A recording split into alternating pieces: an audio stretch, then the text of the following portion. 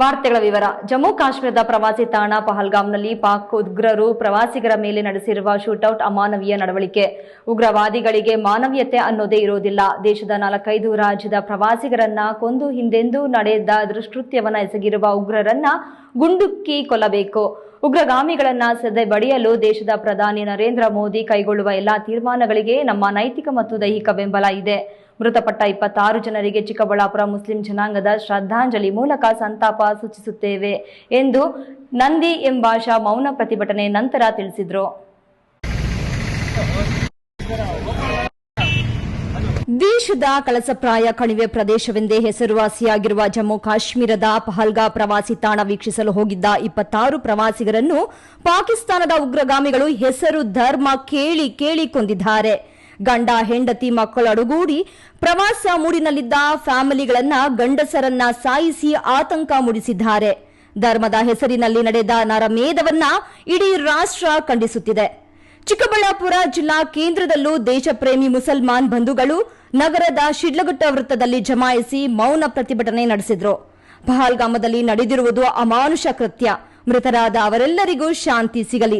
ಪ್ರಧಾನಿ ನರೇಂದ್ರ ಮೋದಿಯವರು ಸತ್ತ ಎಲ್ಲರ ಕುಟುಂಬಕ್ಕೂ ಪರಿಹಾರ ನೀಡಲಿ ಎಂದು ಒತ್ತಾಯಿಸಿ ಶ್ರದ್ಧಾಂಜಲಿ ಅರ್ಪಿಸಿದರು. ಈ ವೇಳೆ ಮಾತನಾಡಿದ ಮುಸ್ಲಿಂ ಮುಖಂಡ ನಂದಿ ಎಂಬಾಷಾ, ಇದೊಂದು ಹೇಯ ಕೃತ್ಯ. ಉಗ್ರರಿಗೆ ಮಾನವೀಯತೆ ಅನ್ನೋದೇ ಇಲ್ಲ.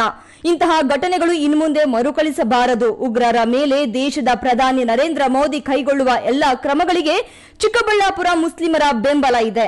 ನಮಗೆ ಜಮಾತೆ ಇಸ್ಲಾಂ ಸಮಿತಿ ಚುನಾವಣೆ ಇರುವುದರಿಂದ, ಅದರಲ್ಲೂ ಶುಕ್ರವಾರ ಆಗಿರುವುದರಿಂದ ಪ್ರಾರ್ಥನೆ ಸಲುವಾಗಿ ತಡವಾಗಿ ಬಂದು ಸತ್ತವರ ಕುಟುಂಬಗಳೊಂದಿಗೆ ನಾವಿದ್ದೇವೆ ಎಂಬ ಮೌನ ಪ್ರತಿಭಟನೆ ನಡೆಸುತ್ತಿದ್ದೇವೆ. ಭಾರತದಲ್ಲಿರುವ ಮುಸ್ಲಿಮರು ಇಲ್ಲಿನ ಮೂಲ ನಿವಾಸಿಗಳು. ನಾವು ಇಲ್ಲೇ ಹುಟ್ಟಿದ್ದೇವೆ, ಇಲ್ಲೇ ಸಾಯುತ್ತೇವೆ. ಭಾರತ ಮಾತೆ ನಮ್ಮ ಹೆಮ್ಮೆ.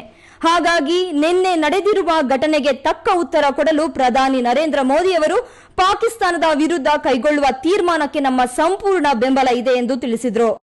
ಇವತ್ತು ನಾವು ಚಿಕ್ಕಬಳ್ಳಾಪುರ ನಗರದ ನಮ್ಮ ಮುಸ್ಲಿಂ ಬಾಂಧವರು ಶುಕ್ರವಾರ ಆಗಿರೋದ್ರಿಂದ ನಮಗೆ ಈಗಾಗಲೇ ನಮ್ಮ ಜಮಾತೆ ಅಹ್ಲೆ ಇಸ್ಲಾಂನ ಚುನಾವಣೆಯ ಇರೋದ್ರಿಂದ ತಡವಾಗಾದರೂ ಕೂಡ ಬಂದು ನಾವು ಇವತ್ತು ನಮ್ಮ ಶಿಡ್ಲಘಟ್ಟ ವೃತ್ತದಲ್ಲಿ ಒಂದು ಮೌನವ ಪ್ರತಿಭಟನೆ ಮಾಡೋದ್ರ ಮುಖಾಂತರ ಏನು ನಮ್ಮ ಕಣಿವೆ ರಾಜ್ಯ ಕಾಶ್ಮೀರದಲ್ಲಿ ನಮ್ಮ ದೇಶದ ನಿವಾಸಿಗಳಾದಂತಹ ಒಂದು 28 ಜನ ನಿವಾಸಿಗಳ ಮೇಲೆ ಈ ಪಾಕಿಸ್ತಾನದ ಉಗ್ರವಾದಿಗಳು ಗುಂಡಿನ ದಾಳಿ ಮಾಡೋದ್ರ ಮುಖಾಂತರ ಹತ್ಯೆ ಮಾಡಿದ್ದಾರೆ. ಈ ಹತ್ಯೆ ಖಂಡನೀಯ. ಇನ್ನು ಪ್ರತಿಭಟನೆಯಲ್ಲಿ ಹಾಶಿಂ ಬನ್ನೂರ್, ರಸೂಲ್ ಖಾನ್, ಮೊಹಮ್ಮದ್ ಸಫೀರ್, ಕೌನ್ಸಿಲರ್ ಸಾದಿಕ್, ಸಾಯಿದ್, ಅಮಾನುಲ್ಲಾ, ಅಬೂಬಕರ್, ರೋಷನ್ ಬೇಗ್, ಮುಜೀಮ್, ಖಲೀಲ್, ರಫೂರ್, ಮುಸ್ತಫಾ, ಮಿಜಾವುಲ್ಲಾ, ಇಸ್ಲಾಂ, ಹಬೀಬ್ ಮತ್ತು ಇನ್ನಿತರರು ಪಾಲ್ಗೊಂಡಿದ್ದರು. ಕ್ಯಾಮರಾ ಪರ್ಸನ್ ಅಶ್ವಥ್ ಜೊತೆ ಕೆಎಸ್ ನಾರಾಯಣಸ್ವಾಮಿ, ಈ ನ್ಯೂಸ್ ಟಿವಿ, ಚಿಕ್ಕಬಳ್ಳಾಪುರ.